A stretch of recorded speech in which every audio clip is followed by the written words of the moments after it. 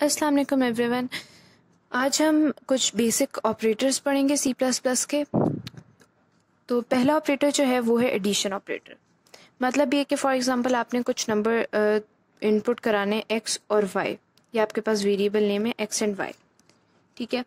अब सिंपली अगर आपने इनको ऐड करवाने हैं तो आप क्या करेंगे, एक्स प्लस वाई। ठीक हो गया। अब इसी तरह ये जो है ये डिवीजन ऑपरेटर है। अगर आपने इन दोनों नंबर को डिवाइड करवाना है तो आप करेंगे एक्स डिवाइडेड बाय वाई। अगर आपने मल्टीप्लाई कराना है आप सिंपली करेंगे एक्स क्रॉस वाई या एक्स टेरिक वाई। सब्ट्रैक्ट कर रहे हैं एक्स माइनस वाई।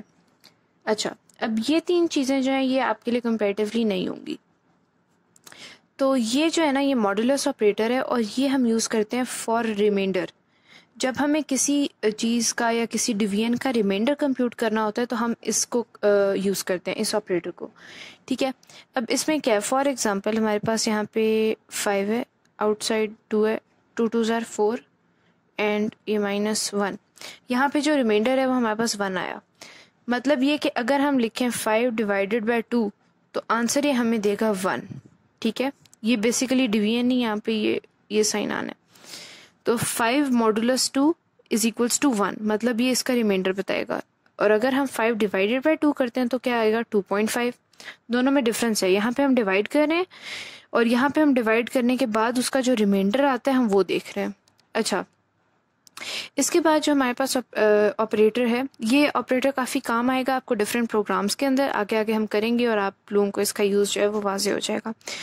आगे जो है ये बेसिकली एंड ऑपरेटर है। ठीक है। जिस तरह से आपने एंड गेट पढ़ा होगा कि आपके पास दो इनपुट्स होते हैं ए एंड बी और एक आपके पास आउटपुट होता है। ठीक है। अब आपको पता है कि अगर हमें आउटपुट 1 चाहिए तो हमें दोनों जो हैं वो इनपुट जो है वो 1 1 होने चाहिए। मतलब दोनों इनपुट्स ट्रू, फॉर एग्जांपल आप ट्रू कर लें, ट्रू होने चाहिए तो रिजल्ट जो है वो ट्रू आएगा। ये दोनों 1 1 होने चाहिए, रिजल्ट 1 आएगा। ठीक हो गया। इसी तरह इनमें से एक भी अगर ज़ीरो हुआ तो आंसर जो है वो फॉल्स या ज़ीरो आएगा। इसी तरह अब और ऑपरेटर है। और ऑपरेटर आप लोगों ने और गेट के तौर पे पहले पढ़ा होगा कि अगर दो इनपुट्स हैं और एक आउटपुट है तो अगर एक भी इनपुट जो है वो 1 होगा, ठीक है, या एक भी इनपुट जो है वो ट्रू होगा तो हमारे पास आंसर जो है वो ट्रू आएगा। और अगर दोनों ज़ीरो होंगे या फॉल्स होंगे तो आंसर हमारे पास फॉल्स आएगा या ज़ीरो आएगा। तो बस इनका जो है वो काम इतना सही है ऑपरेटर्स का। और ये जो ऑपरेटर्स हैं, ये दो ऑपरेटर्स, ये ज़्यादातर जो है ये कंडीशंस में यूज़ होते हैं। जब हम इफ़ और एल्स या एल्स इफ़ पढ़ते हैं तब ये यूज़ होते हैं। तो अब जो है अब हम वही कंडीशंस पढ़ने लगे हैं। इफ़ कंडीशन हम इफ़ कंडीशन से स्टार्ट करेंगे। उससे पहले मैं आपको प्रोग्राम जो है इस मॉडुलस ऑपरेटर से रिलेटेड एक प्रोग्राम टाइप करके दिखा देती हूँ कंपाइलर के ऊपर। और जो कंपाइलर मैं यहाँ पे यूज़ कर रही हूँ वो है डेव सी प्लस प्लस। ये सॉफ्टवेयर मैं यूज़ कर रही हूँ अपने प्रोग्राम्स को कंपाइल और रन करने के लिए। तो आप लोग इसको यहाँ ये डाउनलोड कर सकते हैं या फिर आप लोग ऑनलाइन कंपाइलर यूज़ कर सकते हैं, अपनी मर्ज़ी का कोई भी कंपाइलर।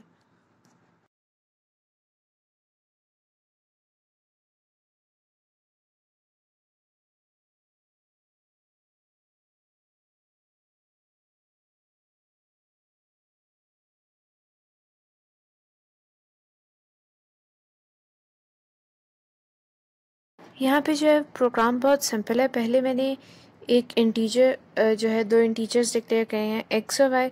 ठीक है। उसके बाद मैंने दोनों को अलग-अलग इनपुट कराया और उसके बाद मैंने सी आउट में लिख दिया एक्स मॉड्यूलस ऑपरेटर वाई। और इसका मतलब ये है कि फॉर एग्जांपल अगर एक्स 8 है और जो वाई है वो 4 है तो इन दोनों को अगर डिवाइड करें तो रिमाइंडर 0 होता है। और अगर फॉर एग्जांपल एक्स 5 है और जो वाई है वो 3 है तो रिमाइंडर हमारे पास 2 आएगा। तो ये प्रोग्राम आप खुद घर में भी कर सकते हैं और बहुत इजी है।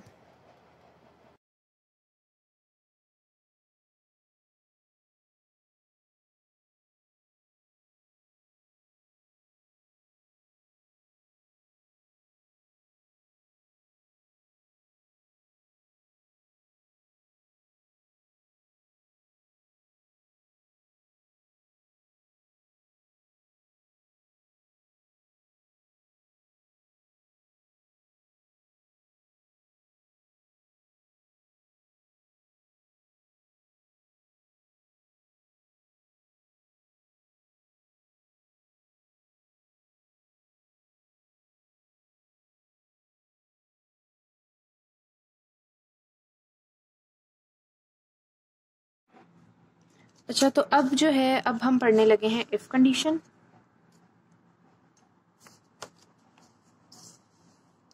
अब इफ कंडीशन में क्या है,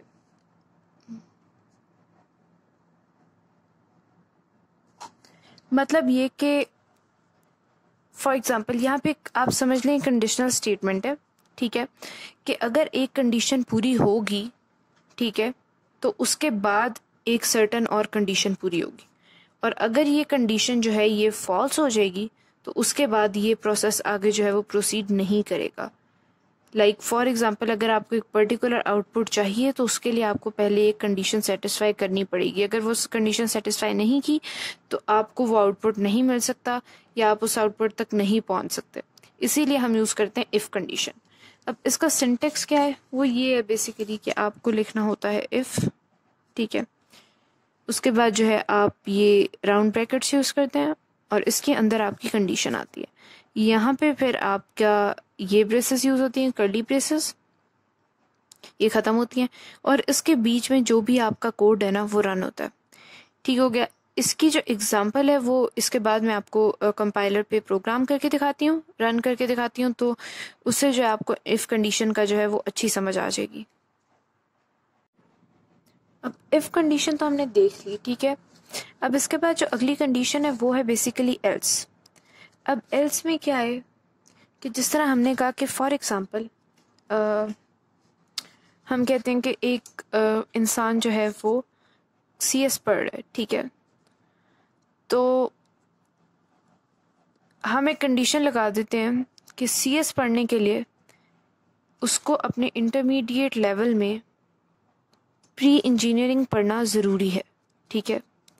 ये हम इफ़ लगा देते हैं, if student has done pre engineering in his intermediate, तो वो इसके अंदर एंटर हो सकता है बॉडी में, लाइक CS वो कर सकता है, ठीक है। अब एक और कंडीशन हम लगा देंगे कि एल्स, अगर उसने प्री इंजीनियरिंग नहीं की हुई तब वो क्या कर सकता है, तो तब हम एक और कंडीशन लगा देंगे, एल्स लगाएंगे, एल्स के अंदर हम वो रख देंगे कि तब वो क्या कर सकता है। यानी हमने कंक्लूड किया कि फॉर एग्जांपल हम एक कंडीशन लगा रहे हैं इफ़ दिस देन दैट, और अगर वो कंडीशन पूरी नहीं हो रही तब हम एल्स के पास आ जाएंगे। मतलब यहाँ पे ये कि अगर इस इफ़ में आपने कोई कंडीशन रखी थी, वो कंडीशन सेटिस्फाई नहीं हुई, तो आप इस बॉडी के अंदर नहीं आएंगे, आप डायरेक्ट कंपाइलर जो है वो कोड यहाँ से जंप करके एल्स पे ले आएगा, और एल्स में जो कंडीशन होगी वो फिर फुलफिल होगी। अब जो है मैं आपको कंपाइलर पे जो कोड रन करके दिखाती हूँ, उससे आपकी जो है वो और अच्छी अंडरस्टैंडिंग हो जाएगी। वो बेसिकली एक क्वेश्चन है कि यूज़र जो नंबर एंटर कर रहा है, फॉर एग्जांपल यूज़र ने 2 एंटर किया है, तो आपने ये बताना है कि क्या ये नंबर ऑड है या क्या ये नंबर इवन है। तो उसके लिए पहले तो मैंने जो है वो लगाया इफ़ कंडीशन लगाई मैंने, और मैंने कहा कि इफ़ द नंबर जो है फॉर एग्जांपल x है, x का मॉडुलस अगर 2 के साथ लें और 0 आए, ठीक है, तब सी आउट, मतलब स्क्रीन पे ये प्रिंट होना चाहिए कि नंबर इज इवन। मॉडुलस 0 कैसे आएगा, अगर हमारे पास एक नंबर है 40, यूजर ने 40 एंटर किया, उसको 2 से डिवाइड करते हैं, तो ये तो कंप्लीट डिवाइड हो रहा है, इसका मॉडुलस 0 आया, रिमाइंडर होता है ना, तो रिमाइंडर 0 आ गया, इसका मतलब कि नंबर जो था वो इवन था।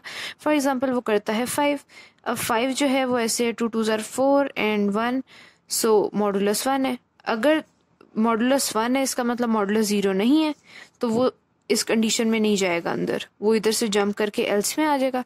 एल्स में आप लिख देंगे see out the number is odd, ठीक हो गया। एल्स में हम लिख देंगे द नंबर इज ऑड। अब ये प्रोग्राम में सेम मैंने यही प्रोसीजर यूज़ किया है, आप लोगों को उससे बेहतर समझ आ जाएगी।